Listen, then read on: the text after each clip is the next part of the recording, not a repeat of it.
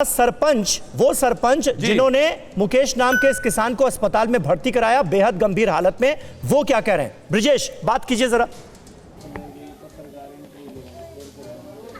बिल्कुल, जो सरपंच जी हैं वो हमारे साथ हैं, उनसे एक बार बात करेंगे। सरपंच जी, जो पूरी घटना हुई, मुकेश को आप अस्पताल लेके गए, क्या कुछ बताया मुकेश ने आपको? रास्ते में किसने जलाया, क्यों जलाया? जैसे मैं उसको सिविल हॉस्पिटल में मुकेश को ले गया गाड़ी में जिस वक्त, तो उसने रास्ते में मेरे को ये बताया, अभी मेरे हम जैसे समाज के लोग पूछते हैं अभी तूने ये क्या करा, तो मुकेश ने कहा अग भाई मैंने नहीं करा। एक का तो इसने नाम खोला कृष्ण का, तो और एक इसने बताया प्रदीप नाम का, एक संदीप तो तड़ा गए। उसके बाद बोले अभी मैंने तेल नहीं छिड़का, उन्होंने तेल छिड़का एक ने मेरे माचिस की तिल्ली लगा दी। फिर मगा के यार भाई मैं उसको हॉस्पिटल में सामान्य में भर्ती करा गए, उसके भाई को छोड़ा हुए चाचा ये लड़के और सुनील को। क्यों लगाया? उन्होंने ये बताया कि क्यों आग लगाई उनको? उन्होंने ये बताया भाई के अगर किसान को शहीद के लिए जब तक सरकार को ऐसी वो जैसे स्पष्ट कोई बात नहीं कह पा रहा था, जीव तो तड़ा रही थी ना, कुछ समझ में आवती कुछ नहीं आवती। इन लोगों ने इसको शराब पिला के और इसलिए सरकार की तरफ मुंह मोड़ने का भाई ये किसान वहाँ शहीद हो गया, इसमें सरकार की भी बदनामी और गांव की भी बदनामी। जबकि हमारा भाई का वहाँ जाने का कोई तात्पर्य नहीं था, घूमने गया है। वो जानते थे उन लोगों को जिन लोगों ने उन पे तेल? नहीं जानते थे, और ना ही भाई किसान है, भाई के पास तो 1 इंच ज़मीन भी नहीं है। ये तो एक ट्रक ड्राइवर था, जैसे गाड़ी चलाया था जून वालों की, वो 2 महीने से लॉकडाउन में वो गाड़ी बंद है, तो ये अपने घर पर था। अच्छा, 6-7 महीने से यहाँ ये लोग बैठे हुए हैं, आपके गांव का क्या कुछ माहौल है? लोग निकलते हैं वहाँ पे, जाते हैं, क्या कुछ चलता है रात के वक्त? हमारे गांव का तो बुरा हाल है। जैसे कल शाम ने की घटना है, मौत होगी, दाग भी दे दिया, जवान मौत थी। शाम को ये वहाँ मोड़ के ऊपर लठ ले खड़े हैं, अभी कदे गाँव नहीं आ जा, जबकि फोर्स लग रही है, पैरामिलिट्री फोर्स भी थी, हरियाणा पुलिस भी थी। इन्होंने लठ लेके खड़ा होने की क्या नौबत आ गई। गांव का ये कौन लठ लेके खड़ा था वहाँ पे? ये किसान का चोला ओढ़ रहे हैं, और ये बताओगे ये कौन है?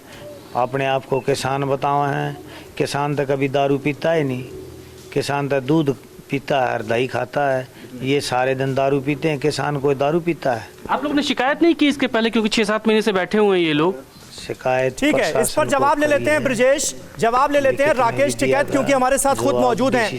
राकेश टिकैत साहब, खुद आप सुन रहे हैं सरपंच क्या कह रहे हैं, किस तरह की अराजकता आंदोलन के नाम पर वहां पर फैलाई जा रही है।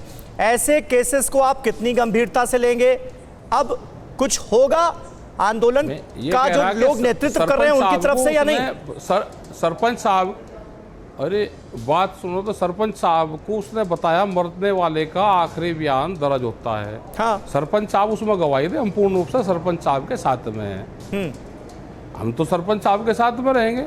हरियाणा सरकार के गृह मंत्री अनिल विज ये कह रहे हैं कि ऐसा इसलिए हो रहा है क्योंकि किसान अब आप लोगों के साथ रह नहीं गया है और जबरदस्ती कुछ लोगों को लाने की कोशिश की जा रही है धरना स्थल तक, इसकी वजह से भी ये समस्याएं पैदा हो रही हैं। ऐसा है क्या? कौन जबरदस्ती कोई आता है? कोई आता है जबरदस्ती? ये इसलिए किसान आ रहे हैं कि इनको नुकसान है। आप इनका गेहूं धान पूरे देश में क्या हालात है ये उसके लिए आ रहे।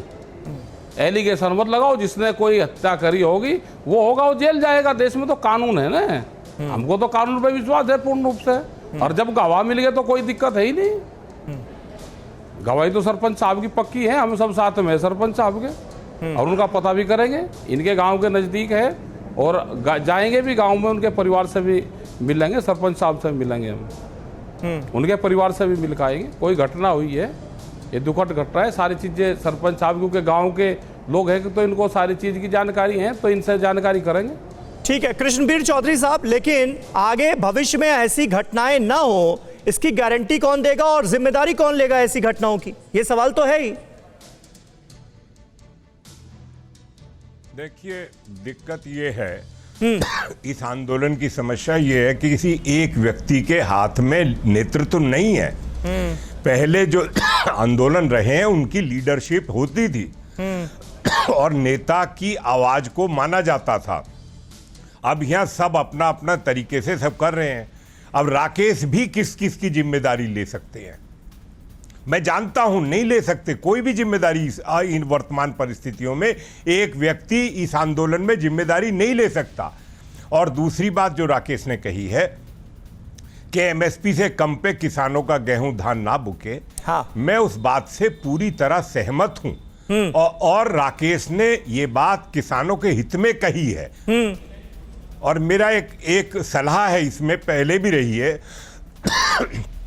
कि इसी बात को सरकार को लिख के दे दें कि हम सिर्फ ये चाहते हैं कि किसानों का देश में एमएसपी से कम पे खरीद ना हो। सरकार ऐसी व्यवस्था करे, उसके लिए कोई कमीशन बना दे, कोई अथॉरिटी बना दे और उसमें कमेटी नहीं बल्कि ऐसा कुछ व्यवस्थाएं करे। तो ये मेरा सुझाव है, बाकी जैसा ये उचित समझे। अड़ी सोमवार से शुक्रवार शाम 6 बजे सिर्फ TV9 भारतवर्ष पर।